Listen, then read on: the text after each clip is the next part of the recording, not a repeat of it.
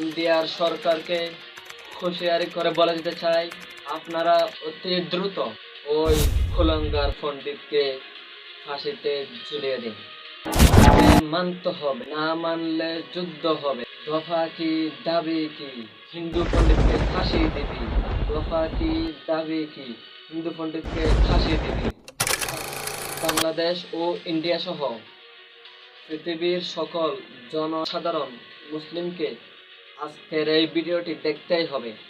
আপনারা অবশ্যই অবগত আছেন যে আজ পর্যন্ত কোনো প্রকৃত মুসলমান পৃথিবীর ইতিহাসে আমার দেখা ও জানা মতে অন্য কোনো ধর্মকে নিয়ে কখনো কোনো কটূক্তিমূলক আচরণ করেনি। কিন্তু অনেক ধর্মের ব্যক্তিকে আমরা দেখেছি, ইতিহাস সাক্ষী আছে, তারা বারংবার ইসলাম ধর্মকে ছোট করে কটাক্ষ করে কথা বলেছে। তাও কোনো মুসলিম ইসলাম অবমাননার প্রতিবাদে আজ পর্যন্ত কোনো হিন্দু বা অন্য ধর্মের মানুষের শরীরে একটি আঘাতও করেনি।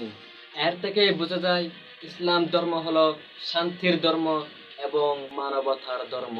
কিছু কিছু ধর্মের ব্যক্তিরা বারবার ইসলাম ধর্মের প্রতিটি মানুষের প্রিয় নবী হযরত মুহাম্মদ মুস্তাফা সাল্লাল্লাহু তাআলা আলাইহি ওয়াসাল্লামকে নিয়ে কটূক্তি করে, কথা বলে, ছোট করে এই শান্তিপূর্ণ পৃথিবীর মধ্যে ইসলাম ধর্মের মানুষকে ছোট করে দাঙ্গা লাগিয়ে দিতে চায়।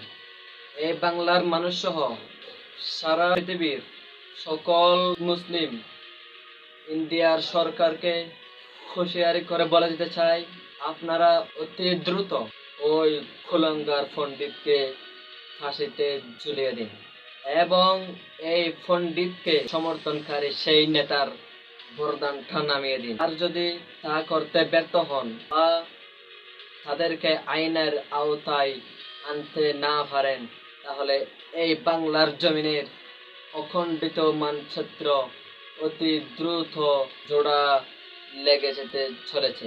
সর্বোপরি সে হলো একজন হিন্দু পণ্ডিত, তার কাজ হলো হিন্দু ধর্মকে প্রচার করা, কিন্তু এরকম অন্য ধর্মের ব্যক্তিকে নিয়ে কটাক্ষ করা নয়। ইতিহাসের মধ্যে শত শত হাজার হাজার প্রমাণ আছে যে ইসলামের মানুষের উপর অনেক অনেক অত্যাচার জুলুম করা হয়েছে।